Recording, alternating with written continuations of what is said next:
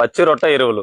అసలు ఈ పచ్చి రొట్ట ఎరువులు అనేది ఇప్పుడు జనుము వేసుకోవాలన్నా, జీలిక వేసుకోవాలన్నా, లేకపోతే నవధాన్యాలు వేసుకోవాలన్నా, లేదంటే పిల్లి పెసలు వేసుకోవాలన్నా, చాలా మంది రైతులకు ఇప్పుడు ప్రజెంట్ ఈ ఎరువుల ధరలు, పిండి బస్తాల ధరలు అనేది బాగా పెరిగినాయి కాబట్టి మళ్ళీ ఈ పచ్చి రొట్ట ఎరువుల వైపు, అలాగే పేడ ఎరువు వైపు కూడా చూస్తున్నారు. ఈ పేడ ఎరువు గుణాలన్నా కూడా మార్కెట్ లో చాలా రేట్ ఉంది. అసలు ఏ విధంగా వేసుకున్నప్పుడు నేల యొక్క సేంద్రియ కర్బనం పెరుగుతుంది, ఏవి వేసుకుంటే భూమిలో కర్బన శాతం పెరుగుతుంది, పంట దిగుబడి పెరుగుతుంది. ప్రతి రైతు, ఈ భూమి ఉన్నటువంటి ప్రతి జీవి కూడా, మొక్కైనా కావచ్చు, పశువు అయినా కావచ్చు, మనిషి అయినా కావచ్చు, ఏదైనా కర్బన పదార్థమే. ఇది భూమిలోకి వెళ్ళి డీకంపోజ్ అయినప్పుడు ఏర్పడేటువంటి పదార్థమే కర్బన పదార్థం, సేంద్రియ కర్బనం. అయితే ఈ సేంద్రియ కర్బనం అనేది రెండు రకాలు ఉంటుంది. చాలా వీడియోలలో చెప్పాను, ఆ వీడియో యొక్క లింక్ కూడా నేను కింద ఇస్తాను. కంపోస్ట్ అని మెసేజ్ పెట్టినట్లయితే, లేదంటే మీరు సేంద్రియ కర్బనం అని మెసేజ్ పెట్టినా కూడా నేను దాని యొక్క లింక్ అనేది మీకు పంపిస్తాను, ఆ వీడియో ఒకటి. అయితే రెండు రకాలు, ఒకటి లాబైల్ ఆర్గానిక్ మ్యాటర్, రెండోది స్టేబుల్ ఆర్గానిక్ మ్యాటర్. ఈ భూమి మీద ఉన్నటువంటి ఎటువంటి కర్బన పదార్థమైనా ఫంగస్ల ద్వారా కానీ, బ్యాక్టీరియాస్ ద్వారా కానీ, ప్రోటోజోవాస్ ద్వారా కానీ, దేని ద్వారానైనా డీకంపోజ్ చేయబడ్డప్పుడు ఇది శాశ్వతమైనటువంటి కర్బనంగా మారుతుంది.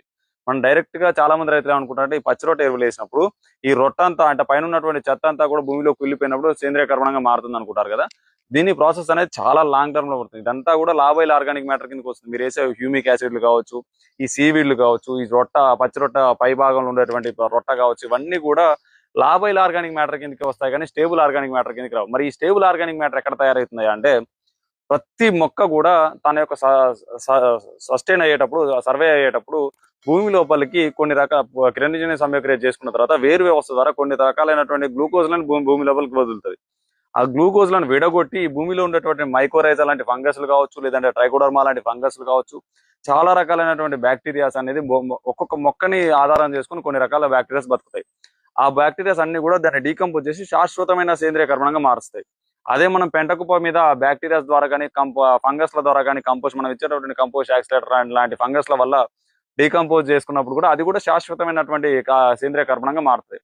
ఇలా మీరు ఒక రకం వేస్తారా, రెండు రకాలు వేస్తారా, మూడు రకాలు వేస్తారా కాదు, ఎన్ని రకాల మొక్కలైనా వేసుకోండి. వీలైతే గడ్డి జాతికి చెందినటువంటి రెండు రకాలు, పప్పు జాతికి చెందినటువంటి రెండు రకాలు, ఎన్ని దొరుకుతాన్ని వేసుకోండి. అన్ని కలిపి భూమిలో వేసుకుంటే పైన పెరిగే రొట్ట ద్వారా కాకుండా మొక్కకు దీనికి అవసరమైతే ఒకసారి సీవీడ్ లాంటి గ్రోత్ ప్రమోటర్లు కూడా స్ప్రే చేసుకోండి పచ్చి రొట్టకి.